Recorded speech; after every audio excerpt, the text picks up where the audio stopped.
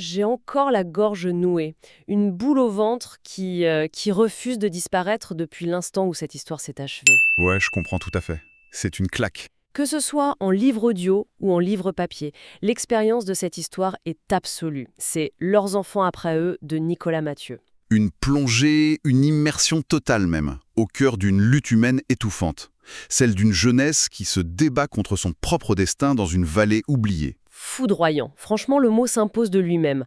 On s'accroche immédiatement à Anthony. On est jeté d'un coup, sans aucun avertissement, dans la chaleur écrasante, cette chaleur poisseuse du mois d'août 1992, au bord d'un lac, au milieu de l'ennui le plus profond. Et là, le paradoxe éclate.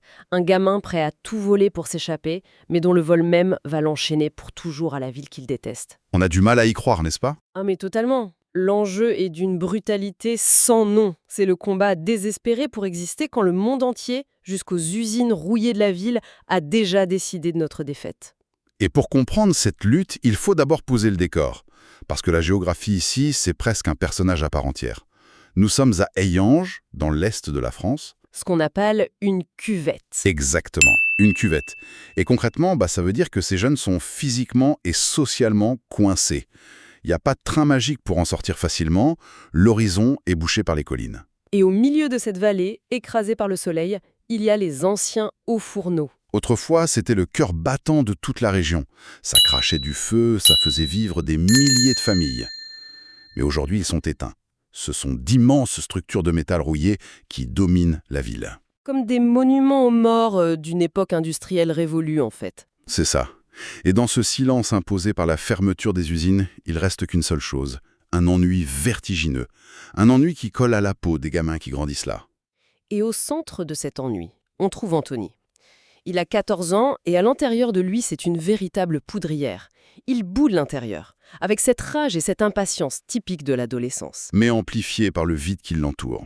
Ouais, c'est l'été, ce moment où les journées s'étirent à n'en plus finir, où on traîne sans but. Et c'est là, au bord du lac aménagé de la ville, que se produit le choc. Il croise Stéphanie. Elle n'est absolument pas de son monde, elle. Pas du tout. Elle vient des quartiers résidentiels, là-haut sur la colline, où les pelouses sont tondues, où les maisons ont de grandes baies vitrées. Pour Anthony, l'urgence devient absolue. Il faut qu'il la revoie. C'est instinctif. Surtout quand Stéphanie l'invite à une fête le soir même. Une invitation lancée avec une certaine désinvolture, dans une de ces grandes maisons bourgeoises. Il sait qu'il n'a pas sa place. Mais l'instinct de survie, ou plutôt l'instinct d'évasion, prend le dessus. Il rentre chez lui en douce et vole la moto de son père, la fameuse Yamaha. Et ce vol, il est fondamental de le décrypter. C'est pas juste un adolescent qui fait le mur pour aller boire des bières. En volant cette Yamaha, Anthony tente de franchir une frontière sociale invisible mais infranchissable. Stéphanie ne représente pas seulement un béguin estival, tu vois. Loin de la poussière des usines et de la fatigue des parents. En enfourchant cette moto, avec le moteur qui hurle dans la nuit, c'est le cri d'un garçon qui suffoque. Un garçon qui tente, le temps de quelques heures, de forcer les portes d'un paradis qui lui est formellement interdit par sa naissance. Le problème, c'est que l'illusion de cette nuit d'été s'écrase violemment contre la réalité du petit matin. Le soleil se lève, la fête est finie, l'euphorie retombe. Et surtout, la moto n'est plus là. Elle a disparu, évaporée. Le coupable, on le découvre vite, c'est Hassine. Un autre adolescent, mais qui lui vient des grands ensembles. Ces cités HLM qui surplombent la vallée comme des forteresses de béton. Et à la seconde où Hassine pose les mains sur le guidon de cette moto volée, un engrenage infernal se met en route. Les ruveurs vont vite dans ces petites villes. Très vite, la nouvelle remonte jusqu'au père de Hassine, et là, la réaction du père est d'une violence qui glace le sang. Oui, on touche ici à un point de bascule psychologique majeur. Le père de Hassine découvre l'acte de son fils. Il le traîne dans la cuisine de l'appartement familial. Et pour le punir, pour laver cette honte qui s'abat sur la famille, il lui plaque la main sur la gazinière allumée. Attends, il lui brûle la main, littéralement, sur le feu de la cuisinière. Littéralement. La chair brûle sur le métal. C'est une scène d'une brutalité insoutenable. Et immédiatement après, il l'envoie de force au Maroc. Un exil punitif radical. C'est effarant, mais au-delà du choc de la scène, il faut se demander d'où vient cette violence d'un autre âge. Pourquoi une telle extrémité ? Ça nous amène directement à la question des pères dans cette vallée. Que ce soit le père de Hassine ou Patrick, le père d'Anthony. D'ailleurs, la moto finit abandonnée puis incendiée. Oui, et quand Patrick découvre la carcasse carbonisée de sa précieuse machine, il explose d'une rage destructrice aveugle. Ces deux pères partagent en fait la même tragédie intime. Ce sont des hommes qui ont été brisés par le chômage de masse. C'est fascinant quand on y pense. Ces hommes étaient définis par leur travail physique. Leurs mains larges, calleuses, étaient faites pour tordre l'acier, pour forger pour l'usine. C'était leur utilité sociale, leur fierté. Leur statut de chef de famille, ouais.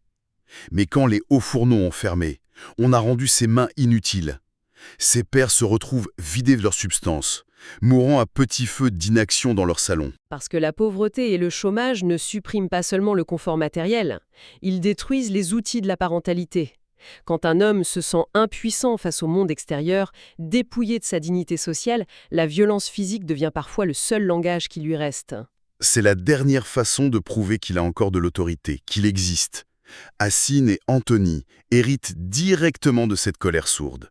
Ce sont les deux faces d'une même pièce, nées dans la même misère ambiante. Et c'est justement cet héritage qui rend la suite si poignante, parce que l'histoire ne s'arrête pas à la fin de cet été 1992. Le temps passe, et il agit comme un véritable rouleau compresseur. On ne reste pas bloqué sur ce vol. On avance à travers la décennie. On plonge dans l'été 1994, puis 1996 et enfin 1998. Et il faut vraiment qu'on prenne le temps de s'arrêter sur ces années parce que c'est là que la véritable transformation opère. On suit ces jeunes sur 4 étés consécutifs et l'atmosphère change du tout au tout. C'est la mécanique impitoyable de la construction de soi. En 1994, on est en plein dans l'ère du grunge, de Nirvana, l'ère sans l'asphalte chaud et la rébellion. C'est l'époque des premiers joints fumés en cachette derrière les murs des lotissements. L'époque où l'on croit encore que hurler sa rage suffira à faire s'effondrer les murs. À cet âge-là, l'illusion de la liberté est totale. On se déplace en bande, l'amitié semble indestructible. Mais très vite, cette illusion se fissure. Dès 1996, les corps ont changé, les regards se sont assombris. Et surtout, le tri social commence à faire son œuvre. Le système scolaire, la réalité économique, tout vient s'immiscer dans ces amitiés d'enfance. Les fossés se creusent. Stéphanie, par exemple, prend conscience des opportunités que son milieu lui offre. Elle commence à s'éloigner vers de grandes villes, vers des études supérieures. Elle échappe à la gravitation de la vallée. Pendant ce temps, pour ceux qui restent, la pression devient écrasante. Anthony essaye désespérément de s'inventer un avenir, de devenir un homme bien, mais tout semble s'écrouler. Et la chute la plus spectaculaire, c'est celle de son père. Patrick s'enfonce corps et âme dans un alcoolisme lourd, silencieux et destructeur. Le désespoir l'avale tout cru. C'est la honte du chômeur qui se noie dans la bière, incapable de regarder son fils dans les yeux. Incapable de lui offrir un modèle de réussite. Et puis, il y a le retour de Hassine. L'exil au Maroc n'a fait que le durcir.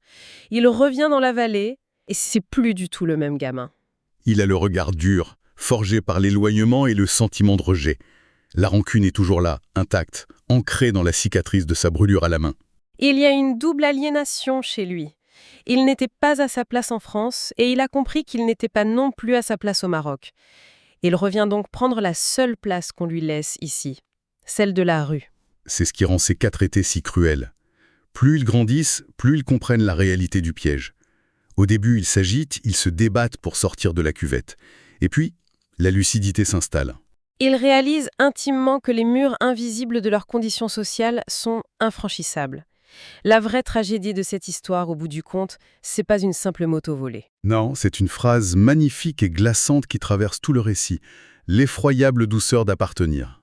Cette expression est tellement forte. L'effroyable douceur d'appartenir. Concrètement, ça veut dire quoi pour eux ? Ça veut dire qu'il est épuisant de lutter contre son propre milieu. À un moment donné, renoncer offre une forme de confort terrifiant. On arrête de rêver de partir, on accepte son sort. On appartient à ce bitume, à ces lotissements, à cette culture de la débrouille et de la bière tiède. Ils voulaient tous fuir de toute leur force. Et ils réalisent avec horreur qu'ils sont en train de devenir exactement comme leurs parents. La vallée a laissé une empreinte indélébile sur eux, dans leur façon de parler, de marcher, de voir l'horizon. C'est doux parce qu'on est enfin chez soi, et c'est effroyable parce que ça signifie la mort de tous les espoirs d'ailleurs. C'est un renoncement silencieux. Mais ce calme apparent, c'est celui qui précède la tempête. Parce que sous ce fatalisme ambiant, La tension n'a cessé de monter. Et on arrive à ce point de non-retour, à l'été 1998. L'ambiance dans le pays est euphorique avec la Coupe du Monde, mais à Ilange, le face-à-face que tout le monde redoutait devient inévitable. Hassine est devenu un petit caïd local, un dealer. Il a faim de revanche. Puisqu'on lui a refusé toute réussite légitime, il veut exister par la force, faire payer le monde pour ses humiliations. Et face à lui, il y a toujours l'ombre de Patrick. Le père d'Anthony est usé, malade, rongé par l'alcool. Mais il ne lâche rien sur cette histoire de moto. Pourquoi? Parce que cette moto, c'était le dernier symbole de son autonomie. La dernière chose qu'il possédait et qui avait de la valeur. Demander réparation à Hassine, c'est une question de survie psychologique pour Patrick. C'est défendre le dernier fragment d'orgueil qui le maintient encore vaguement debout. S'il laisse passer ça, il n'est plus rien. Il faut s'imaginer la scène. On est le 14 juillet. La chaleur de la journée n'est pas retombée, l'air est lourd, presque électrique. Toute la ville est rassemblée pour le bal populaire. La musique résonne bruyamment, la bière coule à flot dans des gobelets en plastique. C'est une joie artificielle, une fête où tout le monde tente d'oublier la misère le temps d'une soirée. Le ciel au-dessus de la vallée s'apprête à s'embraser sous le fracas des feux d'artifice. Et au milieu de cette foule mouette, les trajectoires finissent par se croiser. Le moment de vérité. Les regards se verrouillent. La rancune de 6 années entières est étalée sur le sol aride. Et l'allumette vient d'être craquée. Et c'est là qu'un événement d'une noirceur absolue, d'une absurdité totalement inattendue, vient pulvériser l'instant. Tout bascule en une fraction de seconde, rebattant la totalité des cartes de la pire des manières. La nuit s'arrête. Les respirations se suspendent. C'est le moment précis où l'histoire nous renvoie à la figure la question la plus vertigineuse qui soit. Anthony a compris la leçon de la vallée. Il sait qu'il a été pétri par cet endroit. Mais là, dans cette nuit d'été incandescente, face à la vengeance glaciale de Hassine, face au fantôme de son amour impossible pour Stéphanie, Et surtout face au lourd héritage de violence laissé par son propre père, quelle part de libre arbitre lui reste-t-il vraiment? Est-il définitivement programmé pour répéter le désastre de la génération précédente, ou a-t-il la force inouïe de briser cette chaîne? la réponse palpite là, suspendue dans l'air saturé de poudre de ce 14 juillet. Le destin de ces jeunes vacille sur le fil d'un rasoir, sur cette route d'asphalte brûlante, sous un ciel lourd d'orage. Et c'est précisément sur ce point de rupture que nous devons nous arrêter. Il est absolument vital, incontournable, de plonger soi-même dans cette œuvre, d'écouter la fureur de ces vies jusqu'au dernier souffle. Il faut tourner les pages pour savoir si, par miracle, ces enfants réussiront à ne pas être simplement ceux d'après, Les simples héritiers d'une France oubliée. mais à devenir enfin eux-mêmes. Parce que grandir au milieu de cet abandon est d'une cruauté indisible, mais cela possède aussi une beauté féroce qui marque l'esprit à tout jamais. Et ça, c'est une vérité qu'il faut découvrir par soi-même. Tiens, justement, ça me fait penser, j'ai une bonne nouvelle pour vous qui nous écoutez. Ce livre est disponible sur Audible et vous pouvez le récupérer gratuitement en cliquant sur le premier lien dans la description.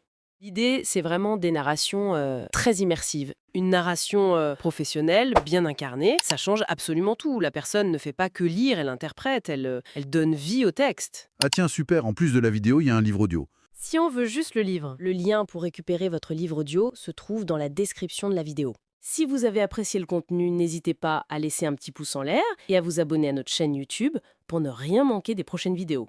Pour ma part, je vous donne rendez-vous très bientôt pour une prochaine vidéo. En attendant, je vous souhaite une excellente fin de journée ou une agréable soirée et à très vite.